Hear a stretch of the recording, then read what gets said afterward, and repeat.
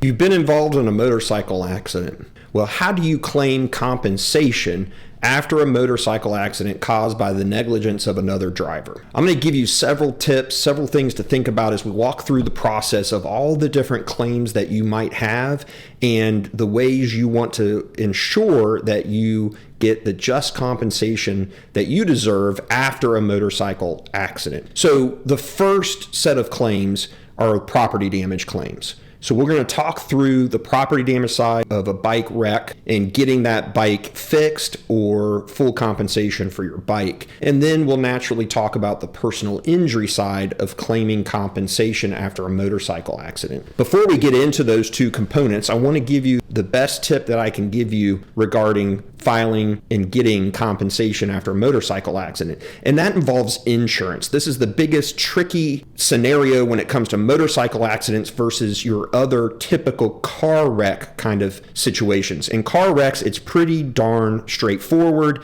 You typically are going to have the at-fault parties, liability insurance coverage, and potentially coverage that you would have on the car for which is uninsured or underinsured motorist coverage, both on property damage and on the personal injury side. Well, with the motorcycle accident, it becomes a little bit more nuanced. Why? Because on the side, there might be multiple policies that you might not know apply. And let me explain that because this is such an important part before we get into the other components. For example, in many of our motorcycle wreck cases that we handle, we end up having the at-fault party having minimum coverage. In Georgia, that's $25,000. In a motorcycle accident, that does not go very far. So we're right away worried that we're not going to have enough coverage to fully compensate our client, mainly for the personal injury side. Property damage should be okay at that 25 level, depending on what type of bike it is, but there might be issues there as well. So we're looking at our client and how many pieces of the puzzle are there insurance-wise on the side. With motorcycle accidents, it's a little bit different because 99% of the time, insurance companies force bikers to have insurance separate on their motorcycle from their other vehicles in the household. That's good in this scenario because what that ends up doing in Georgia is follows, in essence, the person, not the vehicle. So it's a different dynamic from liability. Liability, it's what vehicle were you in when you caused the wreck. That's the coverage that applies.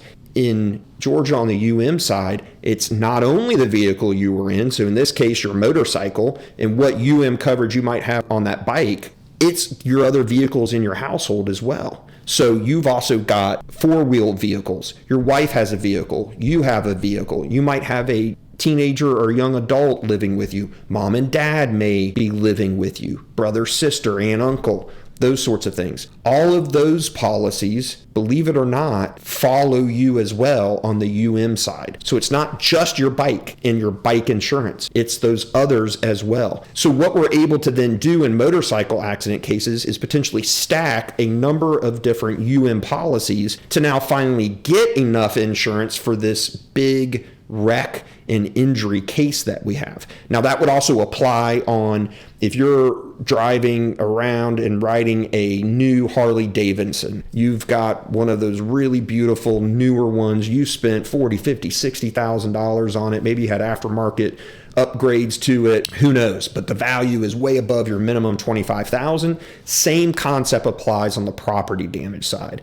Turn to the property damage that you hopefully have, at least on your bike. If not on the bike, maybe another policy, and you can get the money that you need to get the bike fixed or get the value of the bike if it's totaled. So that's what you're oftentimes looking at. Now, let's turn to the different claims that you have and some tips that I can give you. So property damage.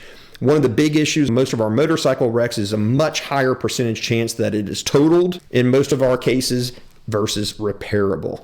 So more likely than not, you're dealing with bikes totaled, at least as to the insurance company, because that's the cheaper way for them to get out of the property damage. They get to make that election, by the way. So you don't get to say, hey, I don't want it totaled. But let me give you a trick on that.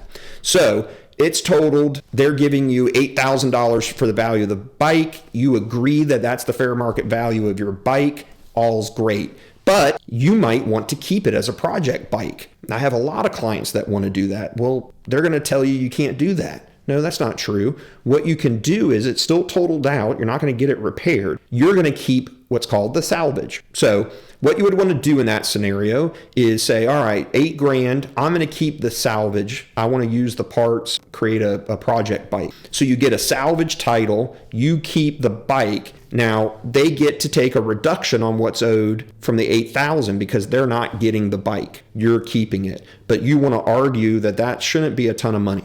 So you shouldn't be too much below that $8,000 initial value, and therefore you can keep your bike, you can make it a project bike and go from there. Now be careful, when you make it a project bike, you got two options. Are you going to repair it yourself and then put new parts on it and put it back on the road?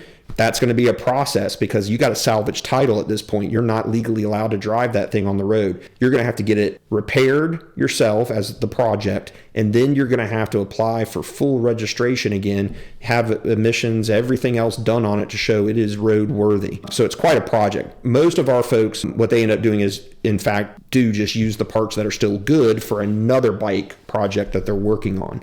That way you don't have to worry about the salvage title, any of those issues. It's quite a headache to get through that process. So those are your claims there. Now, if it's not totaled, then it's repairable. Now you want to be careful because when it's repairable, you have two property damage claims, not one. You've got the value to repair, so what it's going to cost to fully repair using OEM parts. That's very important. Don't let them cheap out on the parts. So you're going to have to stay on them. You've got a Harley, take it to a Harley dealer using Harley OEM parts, more expensive to the insurance company, to repair it. You're not using aftermarket parts. That's going to hurt the value of the bike. You don't want to do that. So force the OEM. They're going to not like you for doing that, but absolutely have a legal right to that. Get it fully repaired. That's the step one. Once it's fully repaired, roadworthy, you got your bike back. That's great. Don't forget the other claim. It now has diminished value. You're going to have a Carfax. They're going to learn everything about how much it costs to repair it. Therefore, you're not going to be able to sell it to your buddy a year from now for the same amount you were before the wreck. You have what's called diminished value. So diminished value is a difficult one. I've got some videos on it to help. The short of that is this is where you get real low ball offers from insurance companies, especially on motorcycles. They don't know motorcycles as much as they do four-wheel vehicles, so you want to really fight for what your diminished value is. That's the property damage side. Now we turn to the personal injury side. This is a little bit more straightforward, like your traditional car wreck cases, but still different. Again, as long as you've dealt with the insurance side, you've got all available insurance coverages at play. Now it's all about what are your injuries, what is it going to take to get better, what are your medical costs, what lost wages do you have, and therefore ultimately what your pain and suffering is worth. Those are all your components to equal the value of your personal injury case. In each of those is past, present, future. So past, present, future medical costs, past, present, future lost wages, past, present, future pain and suffering.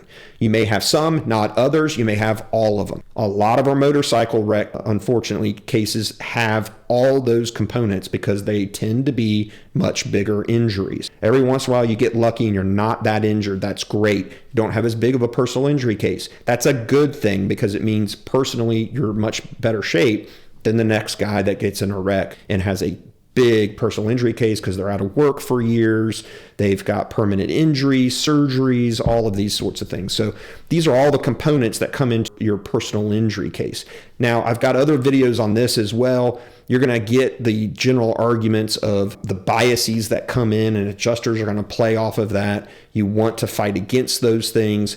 Yes, jurors can give big compensation for motorcycle accidents. Don't let adjusters tell you that these cases aren't as valuable because all the jurors are going to think, you took the risk and all that, and they don't value them as high as they would other cases because you're a biker and all of that stuff. No, fight against those types of biases. Check out my other video on biker biases to give you some of those tips on how to fight through those issues. So these are all the different components of claiming compensation after a motorcycle accident. I hope this has helped you. If you're watching this video, you or a friend or family member have been in a motorcycle accident, I hate to hear it. Hopefully this helps you in being able to handle your claim or know when you need to turn it over to an attorney who can better assess and handle this for you. Thank you so much for watching this video.